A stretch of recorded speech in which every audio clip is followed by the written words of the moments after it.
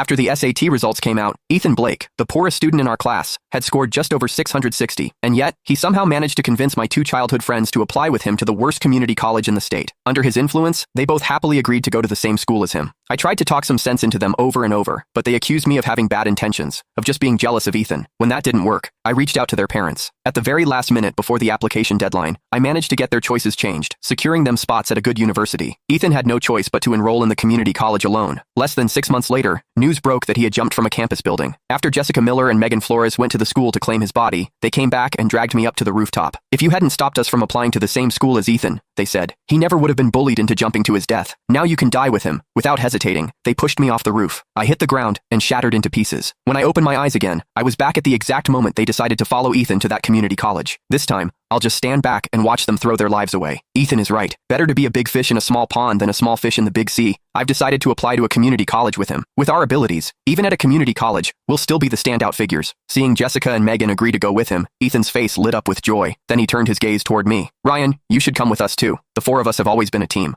I really don't want to be separated from you all. Looking at the three familiar faces before me, it hit me all at once. I had been reborn. I had returned to the moment right after the SAT scores were released. Jessica, Megan, and I had all scored above 1,400, more than enough to get into top universities in the country. But Ethan, the poor student who had only scored a little over 660, had somehow managed to persuade us to follow him to a community college instead. This time, if they wanted to go, they could go. I wouldn't waste a single word trying to stop them again. I stood up immediately. Choosing a college is a major decision. I'm going home to discuss it with my parents before I fill out my application. Ethan's expression instantly turned pitiful. Ryan, do you not want to stay with us anymore? I had already seen through his manipulative act in my previous life. I had no intention of getting tangled up with him any further. In this life, I just wanted to stay far away from these three unhinged people and live in peace. I turned to leave and started packing my things, but Jessica and Megan blocked my way. Ryan Jenkins, what's that supposed to mean? Ethan made a kind suggestion. Are you going or not? Give us a straight answer. We don't have time to wait for you. You're already 18. Can't you make up your own mind? Where you go to college? Don't you even know that yourself? Looking at them, the vicious expressions from my previous life suddenly flashed in my mind. The moment they had shoved me off a 36-story building, a chill ran down my spine. If that's how it is, then I'll be blunt. My first choice will definitely be Harvard or Stanford University. As for that no-name community college, you can go ahead and attend it yourselves. The moment my words fell, tears immediately welled up in Ethan's eyes. Ryan, what do you mean? Are you looking down on me for only being able to get into a community college? Megan hurriedly pulled out tissues and wiped his tears. Don't cry, Ethan. Even if you go to a community college, we're willing to go with you. So what if some people get into a top university? In the end, they'll just end up working like everyone else. I don't know where all that arrogance comes from. Jessica turned on me sharply. Ryan, I think you're just jealous of Ethan, so you're deliberately putting him down. Apologize to him right now. Otherwise, don't expect us to ever talk to you again. Their blatant defense of Ethan chilled me to the bone.